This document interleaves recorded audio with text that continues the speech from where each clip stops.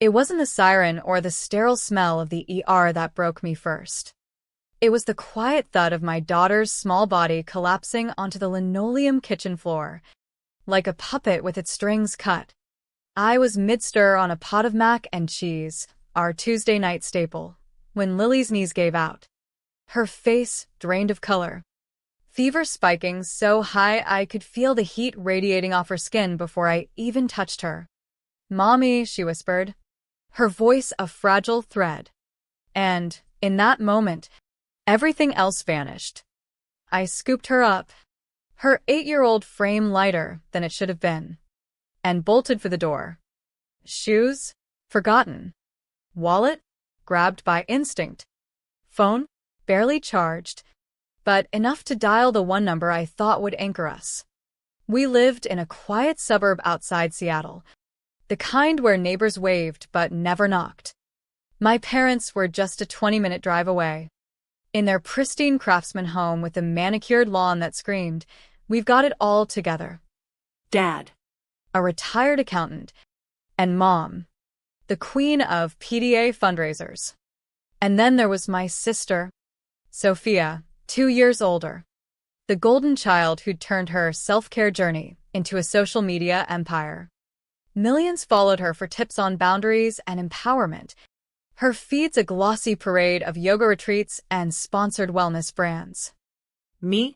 I was Jenna, the messy one, scraping by as a freelance graphic designer after a divorce that left me with Lily and a mountain of bills. The Uber ride to the hospital felt eternal. Lily's head lolled against my chest, her breath shallow and ragged. I called Mom first. Ring. Ring. Voicemail. "Hey. It's Jenna. Lily's collapsed. We're heading to the ER. Call me back." Nothing. Dad's line went straight to voicemail too. Desperation clawed at me. So I tried Sophia. She picked up on the 4th ring, her voice bubbly, like she was midway through a live stream. "Jenna? Kinda busy here, filming a reel on toxic vibes." I cut in, my words tumbling out. "Soph. Lily's sick. Really sick. Fever's through the roof. I need help. Maybe call ahead to the hospital. Vouch for us? Or just be there?" There was a pause. Then a laugh that sliced like glass. "God. Jenna, you're always in some drama. If you'd get your life together, maybe you wouldn't need rescues every other week. I'm not your bailout fund." Click. The line went dead just as we pulled up to the glowing entrance of Harborview Medical Center. I carried Lily inside, her limp form drawing immediate attention from the triage nurse. "Possible sepsis," they murmured, whisking her away for tests. I paced the waiting room, clutching her stuffed rabbit, the one with the floppy ears she'd named Hopper. Hours blurred, blood draws, scans, whispers of emergency surgery to drain an infection that had burrowed into her appendix. A social worker appeared, clipboard in hand, her eyes kind but probing. "Any family en route? Emergency contacts."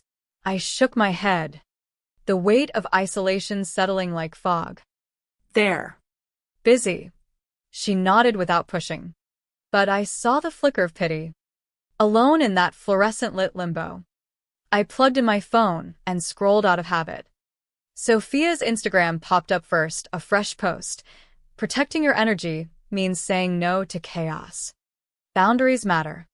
Timestamp during my call. My stomach twisted. It wasn't just rejection, it was erasure. Like I was a glitch in her perfect narrative. By dawn, Lily was stable enough for prep. Her tiny hand cold in mine as they wheeled her toward the OR. I signed forms with shaking fingers, the cost looming like a shadow I couldn't outrun. No calls came. No texts. Just the beep of monitors and the hollow echo of my own breathing. In that silence, something shifted, not rage. Not yet. But a quiet clarity. I wasn't just forgotten, I was being edited out. And as the surgeon emerged later, Thumbs up through his mask. I whispered to Lily's sleeping form. We're gonna be okay. Just us. But deep down, I knew the real surgery needed was on the ties that bound me to a family that had already cut me loose. The days blurred into a haze of hospital coffee and whispered updates. Lily pulled through, her color returning in slow waves. But the bills started stacking like accusations.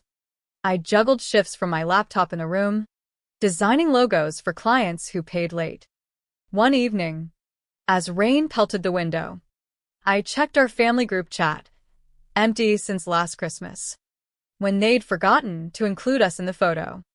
A mutual friend had tagged me in a fundraiser she'd started for Lily's care. Sweet gesture. But the comments soured it. Buried under hearts and prayers was Sophia's verified account, not my circus. Please untag. Like we were spam. That night, I didn't sleep. Instead, I pieced together fragments, how Sophia had borrowed my old blog ideas for her brand launch years ago. The ones I'd written during late nights while pregnant with Lily. Empowerment scripts, boundary mantras. I'd helped edit her first videos, staying up till dawn tweaking audio on free software. She'd hug me then, promised credit. But as her followers grew, my name vanished from bios. Credits rolled without mention. It wasn't theft, it was rewriting history. And now, with Lily hooked to tubes, they sent flowers, generic daisies with a card signed M&D. No visit. No warmth. Just obligation. A nurse named Carla, with a no-nonsense braid and eyes that had seen too many solo vigils, paused by my chair. You holding up? I nodded. But she lingered. Seen this before. Families who ghost when it gets real. Her words unlocked something, a list I scrawled on a napkin, names I'd never beg again. Mom. Dad. Sophia. Underneath. This isn't rock bottom. It's the foundation. The discrepancy hit like a delayed punch. 2 weeks after Lily's discharge, we were home in our cramped apartment, her on the mend with antibiotics and couch forts, when the insurance denial letter arrived. Coverage terminated, it read, citing a policy update 4 months prior. My heart plummeted. I'd been on the family plan since college, Dad's old employer perk, extended to us kids. I called the provider, voice steady despite the panic. There must be a mistake. The rep typed. Paused. Removal filed under shared admin access. Signed by Sophia Ellis, your sister. The room spun. Sophia had taken over the admin duties last year. To help Mom out. She'd assured me it was fine. That Lily was covered. But the timestamp? Right after I'd turned down her offer to collaborate on a new course, code for ghostwriting her content without pay. I printed the records, fingers numb, and stared at the digital signature. They hadn't just ignored us, they'd stripped away protection, left us exposed to thousands in bills. I could sue, maybe, but who fights family in court? Instead, I archived it all, emails, timestamps, the quiet deletions. Lily noticed the shift, her big eyes tracking me as I paced. Why didn't Annie Soft come see me? She asked one night, tucked under her quilt. I swallowed the truth. She's busy with work, sweetie. But inside, the damning built slow, relentless. I dug deeper, pulling old bank statements. There it was, the college fund Mom had set up for both Sophia and me. Equal shares. Withdrawn 2 years ago. Transferred to Sophia's LLC. Parental proxy, the note said. No discussion. No heads up. They'd funneled my future into her empire, betting I'd stay silent. The anger didn't erupt. It simmered, fueling late-night searches. I found old drafts on my hard drive, tagline Sophia now sold as merch. Oh, you know, my words. Her profit. Friends from her early days messaged me privately, She scrubbed your contributions. 1 cent screenshots of internal chats. Pivot to solo visionary narrative. Omit Jenna's input. Erasure. Layer by layer. I wasn't the failure. I was the footnote they erased to polish the page. By month 3, Lily was back at school, her laugh echoing through our routine. But the silence from family grew deafening. No birthday card for her. No invite to Dad's retirement barbecue. Posted online with Sophia front and center. In one photo, Lily's arm was cropped out, half a hug. Vanished. I stopped scrolling, started planning. Not revenge, but reclamation. I volunteered at a local women's shelter, designing their newsletter, hearing stories that mirrored mine, sisters who stole, parents who looked away. One woman, Maria, shared how her brother had claimed her inheritance. I spoke up, she said. Lost family, gained peace. Inspired. I drafted my own narrative, not a rant, but a timeline. Evidence stacked. Fund transfers. Insurance drops. Content thefts. I didn't post it. Yet. Instead, I reached out to a nonprofit hosting an empowerment summit, Sophia's Turf. I'd like to submit a question for the panel. I emailed anonymously. They bit. The event loomed. Sophia headlining. I bought a ticket, heart pounding, and whispered to Lily that night, Mommy's fixing something broken. She hugged me tight. You're the strongest, Mom. The summit venue buzzed with influencers and attendees. Air thick with essential oils and ambition. I sat in the back, blending in, as Sophia took the stage, flawless in white linen, preaching boundaries. The moderator read my planted question. How do you support family in crisis without compromising your peace? Sophia faltered, her smile cracking. It's about balance. Murmurs rippled. Then, from the audience, a phone played her voicemail to me, clipped from my recordings. You're always drama. Gasps. I stood, calm, and approached the mic. Some stories need the real author's voice. The microphone felt cold in my hand, but my voice didn't waver. The room hushed as I began, not with accusations, but with truth. I built the foundation for what you see here. I said, eyes on Sophia. Scripts, ideas, late nights. But when my daughter needed surgery, the empire I helped create turned its back. Flashes popped, phones recorded. Sophia froze, her perfect poise crumbling. I laid it out, the call ignored, the insurance yanked, the funds diverted. No drama, just facts. Empowerment isn't selective. It's showing up, even when it's messy. The applause started slow, then swelled. Sophia slipped off stage, security flanking her. By evening, clips viralized, erase sister trending. I didn't fuel it, truth did. Messages flooded, old colleagues confirming thefts, fans disillusioned. One email from her ex-assistant, attachments of memos scrubbing my name. She built on your back.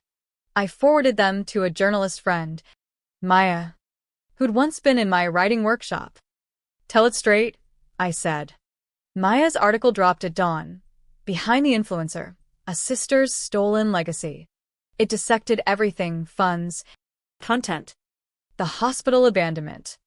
Quotes from me, I wasn't invisible. I was inconvenient. By noon, sponsors pulled from Sophia. Brands preaching authenticity couldn't stomach hypocrisy. Her feeds went dark. Posts deleted in waves. Dad called finally. Voice cracked. We didn't know the full story, but I knew they'd chosen sides long ago. Lily and I watched from our couch, her head on my lap. Is Auntie okay? She asked. I hugged her. Everyone faces consequences. Kiddo. The nonprofit reached out. Speak at our gala? I agreed, but on my terms, as founder of a new fund for single moms. Lily's Legacy, I called it, seeding it with freelance savings. Donors trickled in. Inspired by the article. One anonymous, $5,000. I suspected Mom. But no note. Weeks turned to months. Sophia's empire frayed. Partnerships canceled. Followers dipped. She messaged once. Can we talk? I replied. The time for that passed in the hour. No hate. Just boundaries. Her own lesson turned back. I focused on building. Workshops for erased voices. Pro bono designs for shelters. Maria from the group became a friend. Her story fueling mine. You didn't break, she said. You bent into something stronger. A documentary crew approached. Unsung sisters, reclaiming narratives. I said yes, but insisted on balance, no villains. Just humans flawed. Filming in our apartment. Lily chimed in, Mom's my hero. The director teared up. Airing loomed. But I didn't hype it.